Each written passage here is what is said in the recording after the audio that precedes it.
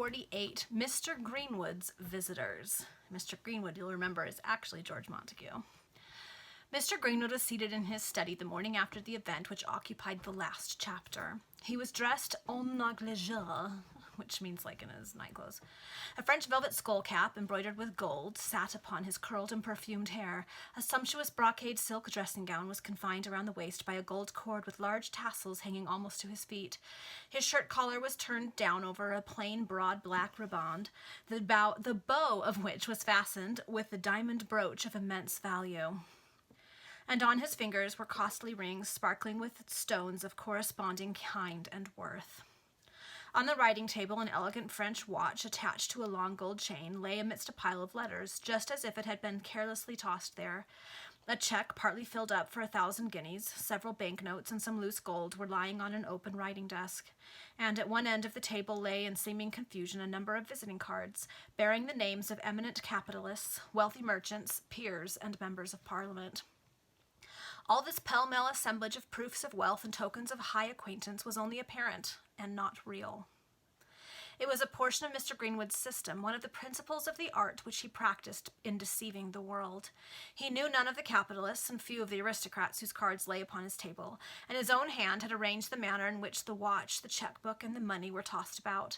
Never did a coquette practice a particular glance, attitude, or mannerism more seriously than did Mr. Greenwood these little artifices which, however trifling they may appear, produced an immense effect upon those with whom he had to deal and who visited him in that study. So he puts on a little show to make himself seem wealthy and trustworthy and like he has the connections to follow through with the things he says he's going to do. Everything he did was the result of a calculation and had an aim. Every word he spoke, however rapid the utterance, was duly weighed and measured. And yet at this time the man who thus carried his knowledge of human nature even to the most ridiculous niceties was only in his 28th year. How perverted were great talents, how misapplied so extraordinary quickness of apprehension in this instance. Mr. Greenwood contemplated the arrangements of his writing table with calm satisfaction, and a smile of triumph curled his lip as he thought of the position to which such little artifices as those had helped to raise him. He despised the world, he laughed at society, and he cared not for the law, for he walked boldly up to the extreme verge where personal security ceased and peril began. But he never overstepped the boundary. He had plundered many. He had enriched himself with the wealth of others. He had built his own fortunes upon the ruins of his fellow men's hopes and prospects. But still he had so contrived all his schemes that the law could never reach him, and if one of his victims accused him of villainy, he had a plausible explanation to offer for his conduct. If a person said to him, "Your schemes have involved me in utter ruin and deprived me of every penny I possess," he would unblushingly reply, "What does the man mean? He forgets that I suffered far more than he did, and that where he lost hundreds, I lost thousands. It is impossible to control speculations. Some turn up well, some badly, and this man might as well blame the keeper of a lottery office because his ticket did not turn up a prize as attempt to throw any odium upon me." And this language would prove satisfactory and seem straightforward to all bystanders, save the poor victim himself, who nevertheless would be struck dumb by the other's assurance.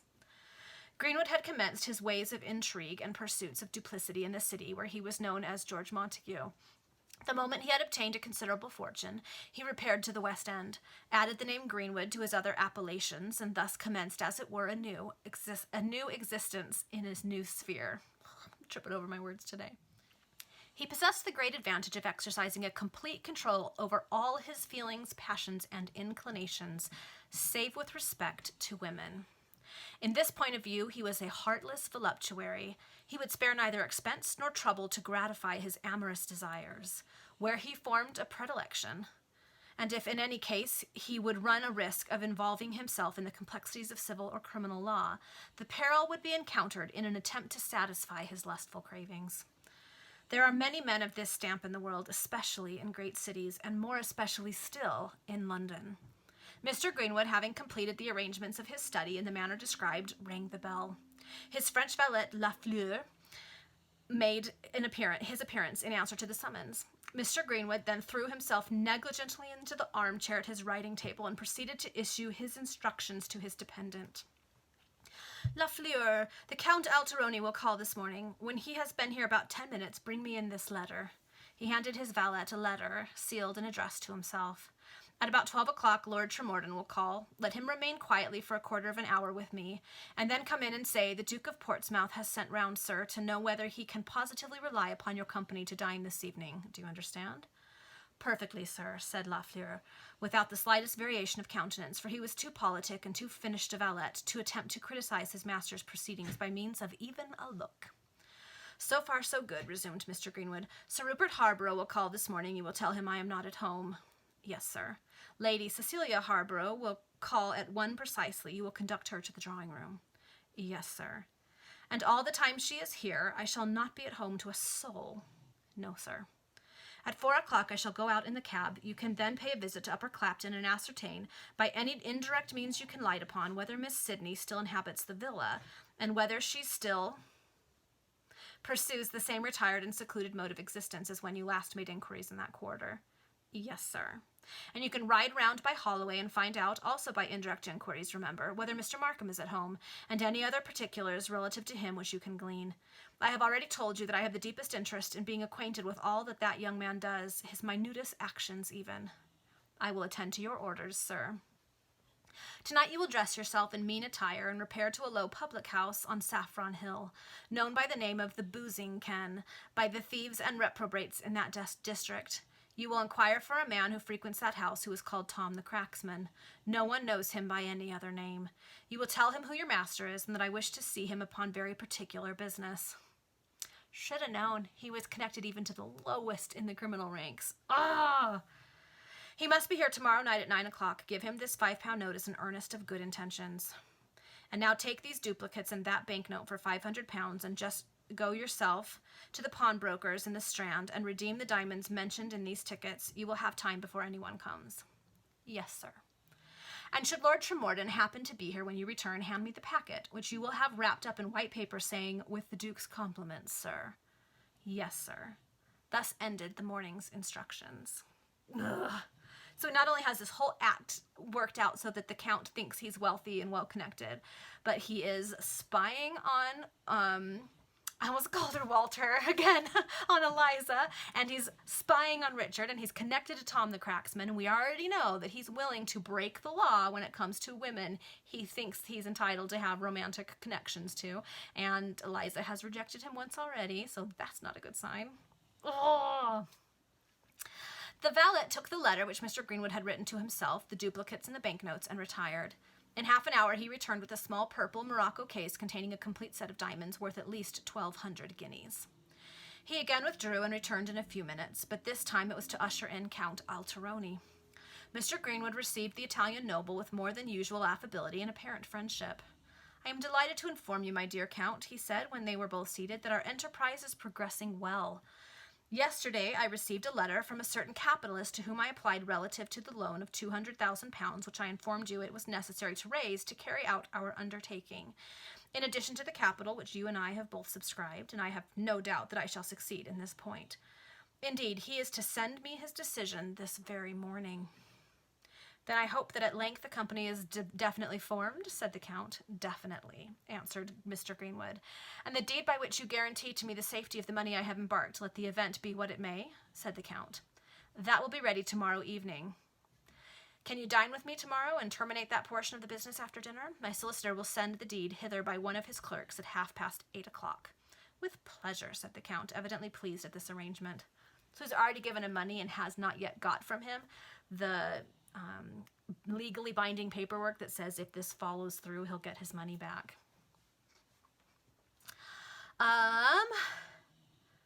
There has been some delay, said Mr. Greenwood, but really the fault has not existed with me. You will excuse my anxiety in this respect. Indeed, I have probably pressed you more than I ought for the completion of that security, but you will remember that I have embarked my all in this enterprise. Do not attempt an apology. You have acted as a man of prudence and caution, and you will find that I shall behave as a man of business. I am perfectly satisfied, said the Count. I should not have advanced my money unless I had been so perfectly satisfied with your representations, for unless events turn up in my favor in my own country, I must forever expect to remain an exile. And that good fortune will shine upon me from that quarter I can scarcely expect. So nothing good is coming from my homeland, so I'm hoping to make some money here. My liberal principles have offended the Grand Duke and the old nobility of that state, and now that the aristocracy has there gained the ascendancy and is likely to retain it, I can hope for nothing. I would gladly have aided the popular cause and obtained for the people a constitution, but the idea of representative principles is odious to those now in power. Which explains why he's a friend of Mr. Armstrong, right? The guy who's been writing in his paper about how there should be more rights to the people. Interesting. I believe that you are a staunch adherent of the prince, who is the nephew of the reigning Grand Duke and the heir apparent to the throne, said Mr. Greenwood. You have been rightly informed, but if the Pope and the kings of Naples and Sardinia support the aristocracy of Castelcicala, that prince will be excluded from his inheritance, and a foreigner will be placed upon the Grand Ducal throne. In this case, the prince will be in exile until his death, without even a pension to support him, so irritated are the old aristocracy against him. I believe that Castelcicala is a fine state. A beautiful country, extensive, well-cultivated, and productive. It contains 2 million of inhabitants. The capital, Montoni, is a magnificent city of 100,000 souls. The revenues of the Grand Dukes are 200,000 pounds sterling a year, and yet he is not content. He does not study his people's happiness. And where at the present moment is that gallant prince who has thus risked his accession to the throne for the welfare of his fellow countrymen? Inquired Greenwood. That remains a secret, answered the court. His partisans alone know. Of course I would not attempt to intrude upon matters so sacred, said Greenwood, were I not deeply interested in yourself, whom I know to be one of his most staunch adherents. Right, I'm pretty sure Greenwood has something else in mind. At that moment the door opened, and Lafleur entered, bearing a letter which he handed to Mr. Greenwood. He then retired. Will you excuse me, said Greenwood to the Count, then, opening the letter, he appeared to read it with attention. At the expiration of a few moments, he said, This letter is from my capitalist.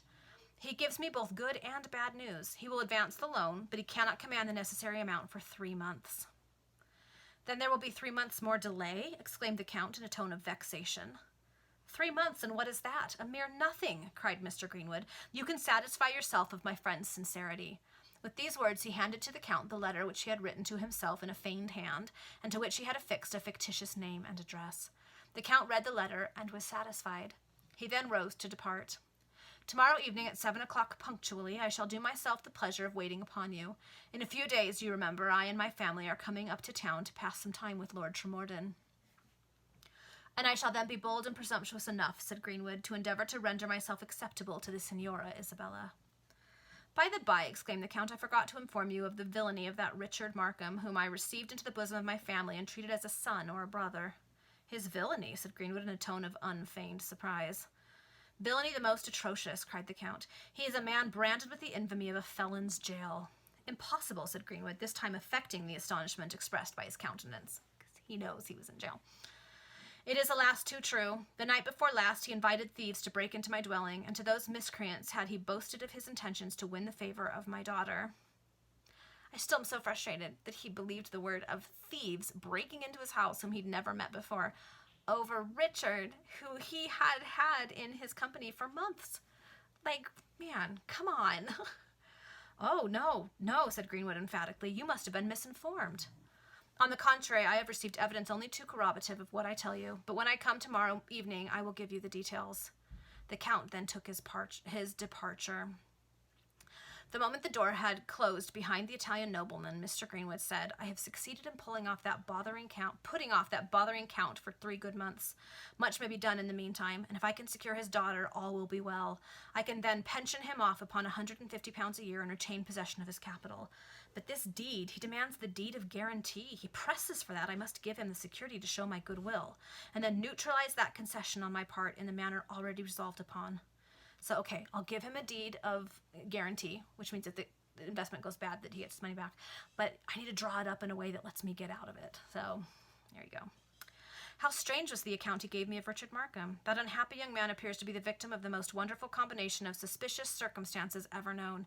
For guilty he could not be. Oh, no, impossible. Mr. Greenwood's meditations were interrupted by the entrance of Lord Tremorden. This nobleman was a short, stout, good-tempered man. Being a large landholder, he exercised considerable influence in his county, of which he was Lord Lieutenant, and he boasted that he could return 6 members of Parliament in spite of the Reform Bill. His wife was moreover allied to one of the richest and most important families in the hierarchy of the aristocracy, and thus Lord Tremorden, with no talent, no knowledge, no acquirements to recommend him, but with certain political tenets, which he inherited along with the family estate, and which he professed for no other reason than because they were those of his ancestors, Lord Tremorden, we say, was a very great man in the House of Lords. He seldom spoke, it is true, but then he voted and dictated to others how to vote, and in this existed his power. When he did speak, he uttered an awful amount of nonsense, but the reporters were very kind, and so his speeches read well. Indeed, he did not know them again when he pursued them in print the morning after their delivery. Did I really say that? Man, that sounds smart. Moreover, his wife was a blue-stocking and dabbled a little in politics, and she occasionally furnished her noble husband with a few hints which might have been valuable had he clothed them in language a little intelligent. For the rest, Lord Tremorden was a most hospitable man. He was fond of his bottle and fancied himself a sporting character because he kept hounds and horses, and generally employed an agent to make up a book for him at races, whereby he was most amazingly plundered. So he liked to bet on horses, but he was really bad at it. "My dear lord," exclaimed Mr. Greenwood, conducting his noble visitor to a seat, "I am delighted to see your lordship look so well. So you have parted with electricity? I heard of it yesterday at Tattersall's." "Yes, and a good price I had for him. But by the way, my dear Greenwood, I must not forget to thank you for the hawk you sent me. It is superb." In case you don't know, Tattersall's is like a horse market where they would buy and sell horses. So electricity was probably a horse he owned. Sold him at Tattersall's. So there you go. "I am delighted that your lordship is pleased with it," said Mr. Greenwood. "Have you seen Sir Rupert Harborough lately?" "My scapegrace son-in-law? I wish I had never seen him at all," said his lordship. "He is ever head and ears in debt again, and I swear most solemnly that I will do nothing for him. Not to the amount of a penny piece. Cecilia, too, has quarrelled with her mother, and even if she had not, Lady Tremorden is the last woman on earth to advance them a shilling." "It is a pity, a great pity," said Mr. Greenwood, apparently musing. Then after a brief pause he added, "You never can guess, my dear lord, why I wish to see your lordship so particularly this morning." "About the match between electricity and galvanism? The odds are 3 to 4. "That was not exactly my business," said Greenwood with a bland smile. "The fact is, the representation of Roddenborough will be vacant in a few weeks. I know positively that the present member intends to accept the Chiltern Hundreds." "I have received a similar intimation," observed his lordship. "At present the matter is a profound secret," said Mr. Greenwood. "Yes, a profound secret, known only to the member's friends, and me and my friends, and you and your friends," added the nobleman, seriously meaning what he said without any attempt at irony or satire. "Of course there will be an election in February, shortly after the Houses meet," continued Greenwood. "I was going to observe to your lordship that I should be most happy to offer myself as a candidate." "You, Greenwood? What, are you a politician?" "Not so profound or so well versed as your lordship, but I flatter myself that, aided by your lordship's advice, Lady Tremorden would never consent to it." "And by Lady Tremorden's suggestions?" "It would never do. She will have a man of rank and family, and excuse me, Greenwood, although you are no doubt rich enough for a lord, and well educated and clever, and so on, the deuce of it is that we don't know who the devil you are." "Amen, Lord Tremorden. I'm with you. Who is this guy? I have my theories, but I feel like we don't know for sure." An excellent family, my dear lord," exclaimed Mr. Greenwood, "and although nothing equal to your own, which I know to be the most ancient in England, or Scotland or Ireland either," added his lordship, "or Scotland or Ireland or even Europe, still—" "No, it cannot be done, Greenwood, it cannot be done," interrupted the nobleman. "I would do anything to oblige you, but—" At that moment the door opened, and Lafleur entered the study. "If you please, sir," said the French valet, "the Duke of Portsmouth has sent round to know whether he can positively rely upon your company to dinner this evening." "My best compliments to his Grace Lafleur," said Mr. Greenwood, affecting to meditate upon this message for a moment, "and I will do myself the honour of waiting on his Grace at the usual hour." "Very good, sir," and Lafleur retired.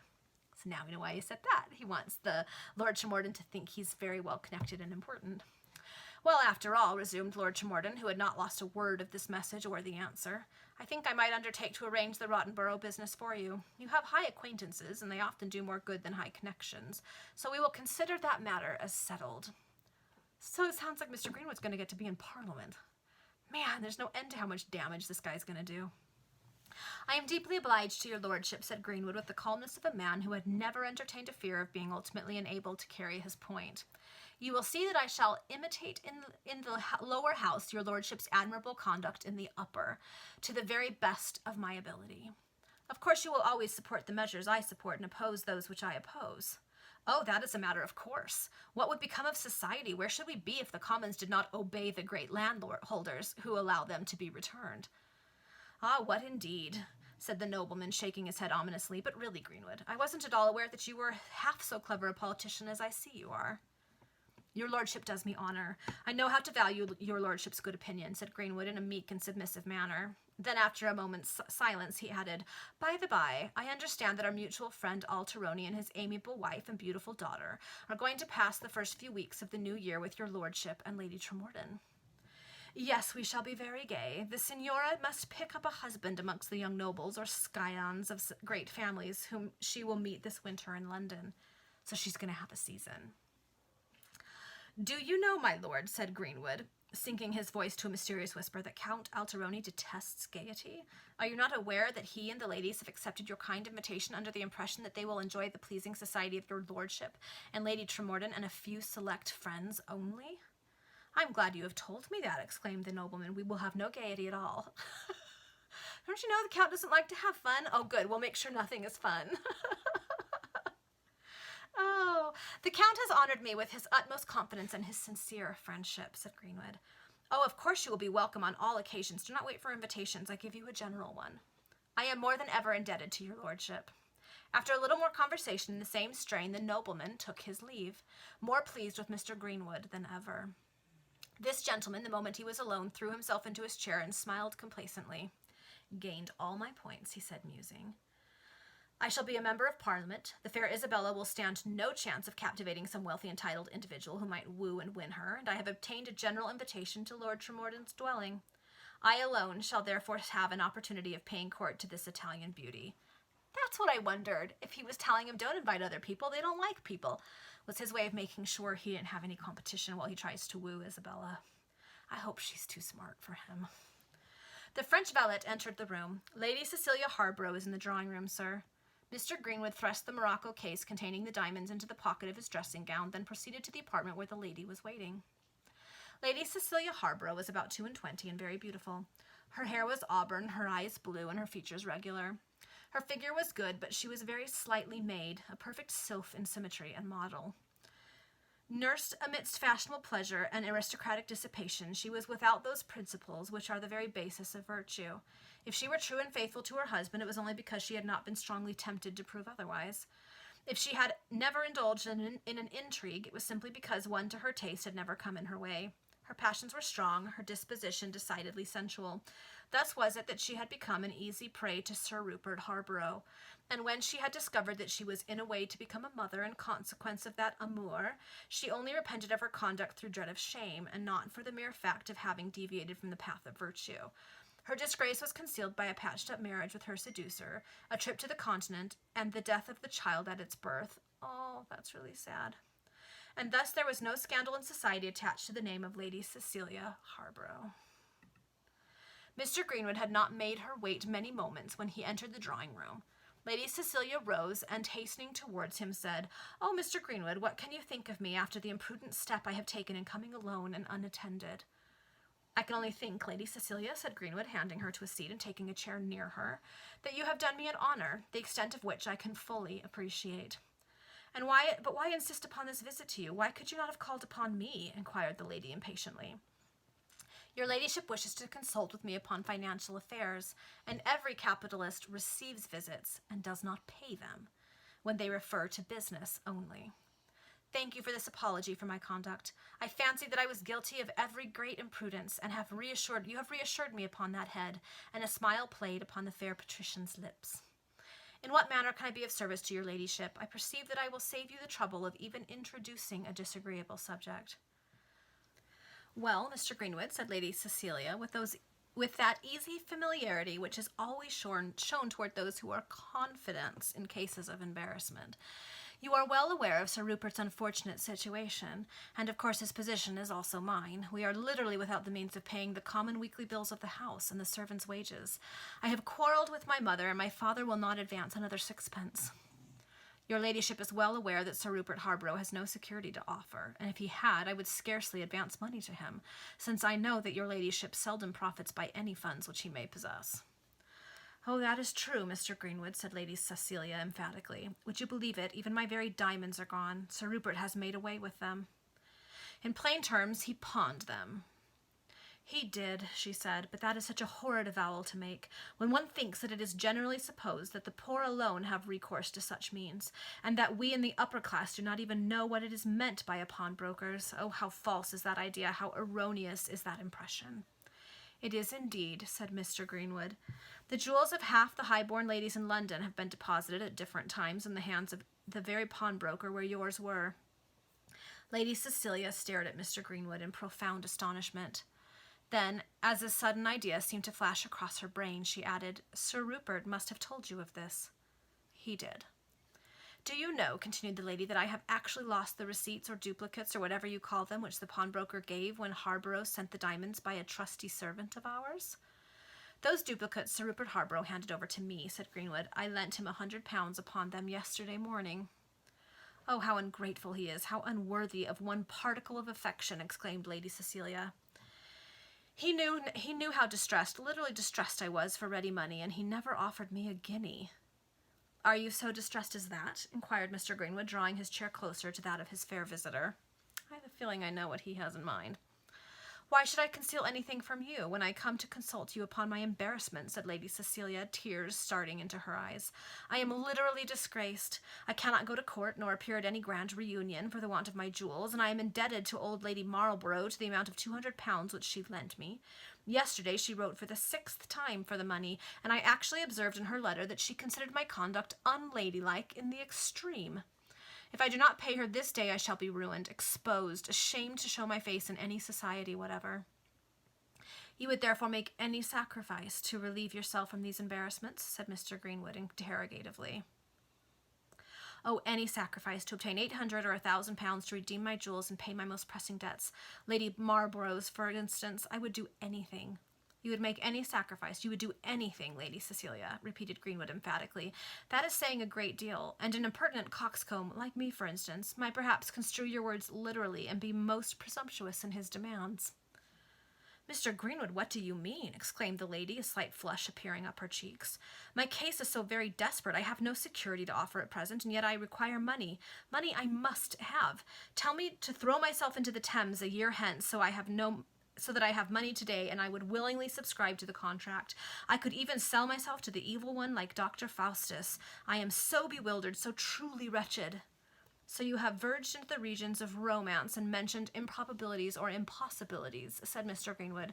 Suppose another strange case. Suppose that a man threw himself at your feet, declared his love, sought yours in return, and proffered you his fortune as a proof of the sincerity of his heart.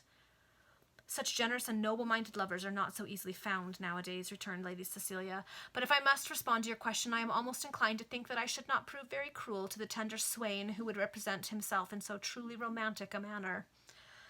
Greenwood caught hold of Lady Cecilia's hand, fell at her feet, and presented her with the purple morocco case containing the diamonds. Heavens, she exclaimed, half inclined to suppose that this proceeding was a mere jest. What do you mean, Mr. Greenwood? Surely you are not supposing a case in which you yourself were to be the principal actor? Of course he was. He's a profligate. I hate this guy. And I felt really bad for Lady Cecilia early on when we found out she married Sir Rupert, but she doesn't sound like she's got everything together either. Permit me to lay my heart and fortune at your feet, said Greenwood. Nay, you cannot repulse me now. You accepted the alternative. Your own words have rendered me thus bold, thus presumptuous. Ah, Mr. Greenwood, exclaimed the fair patrician lady, abandoning her left hand to this bold admirer, and receiving the case of diamonds with the right. You have spread a snare for me, and I have fallen into the tangled meshes. You can have no compunction. You can entertain no remorse in transferring your affections from a man who neglects you to one who will study your happiness in every way. But merciful heavens, you would not have me leave my husband altogether. Oh, I could not bear the éclat of an elopement. No, never, never. Nor would I counsel such a proceeding, said Greenwood, who was himself astonished at the ease with which he had obtained this victory. You must sustain appearances in society, but when we can meet and when we are together, oh, then we can be to each other as if we alone existed in the world. As if we could indulge in all the joys and sweets of love without fear and without peril. Yes, I will be yours upon these terms. I will be yours, murmured Cecilia. And remember, you must be faithful towards me, and you must never forget the sacrifices I make, and the risk I run in thus responding to your attachment. But above all things, do not think ill of me. Do not despise me. I want something of love, and someone to love, and you sympathize with my distress. You feel for my unhappiness. You offer me your consolations. Oh, yes, it is you whom I must love, and you I will love. because you're giving me money and that's what I need, and you are figuring out ways to twist all my words around so that I think it's my idea. Forever, said the libertine, and he caught that frail but beauteous lady in his arms. An hour elapsed. The flush of triumph was on Greenwood's brow, and the smile of satisfaction was upon his lip. Lafleur entered the room. While you were engaged, sir, said the valet, Sir Rupert Harborough called. He was most anxious to see you. I assured him that you were not at home. He said he would call again in an hour. You can then admit him. The valet bowed and withdrew. Oh, so he was just making up sweet to this dude's wife while he was there, and he knew he was going to be there because it was mentioned earlier. Ugh, Greenwood's a bad dude. Have you not figured that out yet? Oh my goodness. Mr. Greenwood then wrote several letters connected with the various schemes which he had in hand. His occupation was interrupted by the entrance of Sir Rupert Harborough. With what ease and assurance, with what unblushing confidence did the libertine receive the man whose wife he had drawn into the snares of infamy and dishonor. You really must excuse my perseverance in seeing you this day, said Sir Rupert, who perceived Greenwood's attire that he had not been out of the house that morning. But I am in such a mess of difficulties and embarrassments, I really know not which way to turn. I was particularly engaged when you called just now, said Greenwood, and you are aware that a valet always answers not at home in such instances. Oh, deuce take ceremony, exclaimed Sir Rupert. See if you can do anything to assist me. Lord Tremorden has literally cut me, and Lady Tremorden is as stingy as the devil. Besides, she and Lady Cecilia have quarreled, so there's no hope in that quarter. I really cannot assist you any further at present, observed Greenwood. In a short time I shall be enabled to let you into a good thing, as I told you a little while ago, but for the moment... Come, Greenwood, interrupted the baronet, do not refuse me. I will give you a post-obit on the old lord. He is sure to leave something handsome at his death. Yes, but he may settle it upon your wife in such a manner that you will not be able to touch it. Suppose that Lady Cecilia will join me in this security. Insufficient still, Lord Tremorden may bequeath her ladyship merely a life interest, without power to touch the capital. Well, what the devil can I do? Exclaimed the baronet, almost distracted. Point out some means, lay down some plan, do anything you like, but don't refuse some assistance. Mr. Greenwood reflected for some minutes, and this time his thoughtful manner was not affected. It struck him that he might effect a certain arrangement in this instance by which he might get the baronet completely in his power and lay out some money at an enormous interest at the same time. You see, said Mr. Greenwood, you have not an atom of security to offer me. None, said Sir Rupert. I know of none. You will have not the post-obit. Which means he'd signed a contract to promise to pay him something once someone he was inheriting from died. So, there you go. The only means I can think of for the moment, pursued Mr. Greenwood, is this. Get me Lord Tremorden's acceptance to a bill of £1,500 at 3 months, and I will lend you 1,000 upon it without an instant's delay. Lord Tremorden's acceptance? Are you mad, Greenwood? No, perfectly sane and serious. Of course, I shall not call upon him to ask if it be his acceptance, neither shall I put the bill into circulation. It will be in my desk until it is due, and then, if you cannot pay it... What then? Said the baronet in a subdued tone, as if he breathed with difficulty. Why, you must get it renewed, that's all, replied Mr. Greenwood. I understand you, exclaimed Sir Rupert Harborough. It shall be done. When can I see you again? I shall not stir out for another hour. Then I shall return this afternoon. And the baronet departed to forge the name of Lord Tremorden to a bill of exchange for £1,500. Because remember, he's a forger. That was what got Richard in trouble. I shall hold him in iron chains, said Greenwood to himself when he was again alone. This bill will hang constantly over his head. Should he detect my intrigue with his wife, he will not dare open his mouth, and when I am tired of that amour and care no more for the beautiful Cecilia, I can obtain payment of the entire amount with interest from Lord Tremorden himself, for his lordship will never allow his son-in-law to be ruined and lost for £1,500 or £1,600. Again the study door opened, and again did Lafleur make his appearance. A person, sir, who declines to give his name, said the valet, solicits an interview for a few minutes. What sort of looking person is he? Very pale and sallow, about the middle height, genteel in appearance, respectably clad, and I should say about 40 years of age. I do not recollect such a person. Show him up. Lafleur withdrew and presently introduced Stevens. For a few moments Greenwood surveyed him in a manner as if he were trying to recollect to whom that pale and altered countenance belonged, for although Stevens had made considerable improvement in his attire thanks to the contents of Eliza's purse, he still retained upon his features the traces of great suffering, mental and bodily. You do not know me, he said with a sickly smile. Stevens, is it possible? Exclaimed Greenwood in an accent of the most profound surprise. Yes, it is I.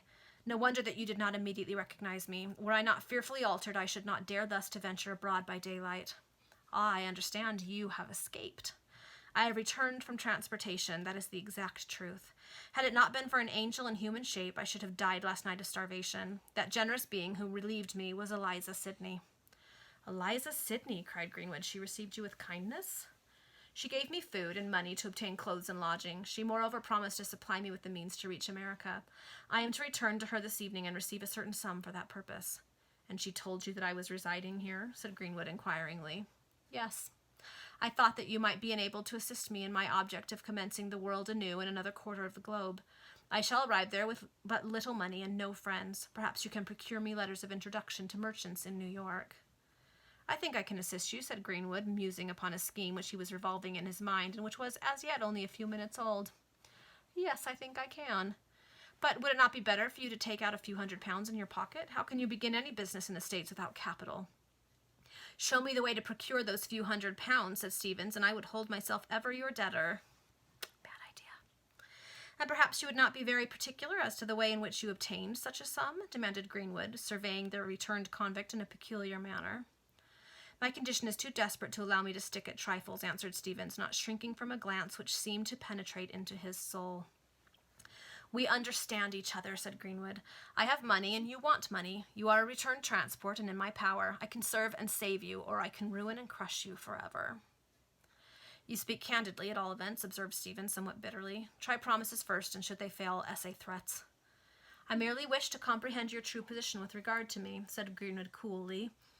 And now I understand it but too well. You require of me some service of a certain nature. No matter what, in a word, I agree to the bargain. The business regards Eliza Sidney, proceeded Greenwood. Eliza Sidney, exclaimed Stevens in dismay. Yes, I love her, and she detests me. I must therefore gratify two passions at the same moment, vengeance and desire. Impossible, cried Stevens. You can never accomplish your schemes through my agency. Very good, said Mr. Greenwood, and he moved towards the bell. What would you do? Demanded Stevens in alarm. Summon my servants to hand a returned convict over to justice, answered Greenwood coolly. Villain, you could not do it. I will do it, said Greenwood, and placed his hand upon the bell rope. Oh, no, that must not be, exclaimed Stevens. Speak, I will do your bidding. Mr. Greenwood returned to his seat. I must possess Eliza Sidney, and you must be the instrument, he said in his usual calm and measured tone. You are to return to her this evening. I am, but I implore you, silence. This evening I am engaged, and tomorrow evening also. The day after tomorrow I shall be at liberty. You will invent some excuse which will enable you to postpone your departure, and you will contrive to pass the evening after tomorrow with Eliza Sidney. Can you do this? I can, no doubt, but again I beg, no more of this nonsense. You will adopt some means to get her faithful servant Louisa out of the way, and you will open the front door of the villa to me at midnight on the evening appointed. You never can effect your purpose, cried Stevens emphatically. Were you to introduce yourself to her chamber, she would sooner die herself or slay you than submit to your purpose. She must sleep profoundly, said Greenwood, sinking his voice almost to a whisper, and regarding his companion in a significant manner. What an atrocity, said Stevens, with horror depicted upon his countenance. Perhaps you prefer a return to the horrors of transportation, the miseries of Norfolk Island, said Greenwood satirically. No, death sooner, said Stevens, striking the palm of his right hand against his forehead. Greenwood approached him and whispered for some time in his ear. Stevens listened in silence, and when the libertine had done, he signified a reluctant assent by means of a slight nod. Oh, this isn't good. He's going to drug her or something. Ugh. You understand how you are to act, said Greenwood aloud. Perfectly, answered Stevens. He then took his departure. Scarcely had he left the house when Sir Rupert Harborough returned. The baronet was deadly pale and trembled violently. Greenwood affected not to observe his emotions, but received the bill of exchange which the baronet handed to him, with as much coolness as if he were concluding a perfectly legitimate transaction. Having read the document, he handed a pen to the baronet to endorse it. Sir Rupert affixed his name at the back of the forged instrument with a species of desperate resolution. Mr. Greenwood consigned the bill to his desk, and then wrote a cheque for £1,000, which he handed to the baronet. Thus terminated this transaction. When the baronet had taken his departure, Mr. Greenwood summoned Lafleur and said, You need not institute any inquiries relative to Miss Sidney at Upper Clapton. My orders relative to Mr. Markham remain unchanged. And mind that the fellow known as Tom the Cracksman is here tomorrow evening at 9 o'clock. Mr. Greenwood, having thus concluded his morning's business, partook of an elegant luncheon and then proceeded to dress for his afternoon's ride in the park. And that is the end of the chapter. So, because Greenwood is such a horrible person, a lot of people are now in danger. So we'll see how that plays out.